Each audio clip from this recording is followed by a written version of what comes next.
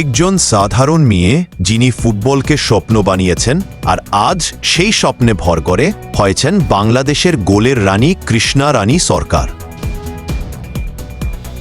১৯৯৮ সালে গোপালগঞ্জে জন্ম নেওয়া কৃষ্ণা ছোটবেলা থেকেই ফুটবলের পাগল ছিলেন।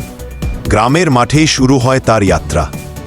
মাত্র ১৩ বছর বয়সেই ডাক পান বাংলাদেশ অনূর্ধ্ব-১৪ দলে, আর সেখান থেকেই শুরু হয় তার আন্তর্জাতিক ক্যারিয়ার।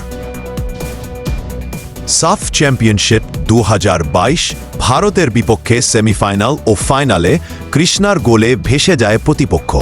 সেই টুর্নামেন্টে তিনি করলেন ৪ গোল, দিলেন ৩ অ্যাসিস্ট।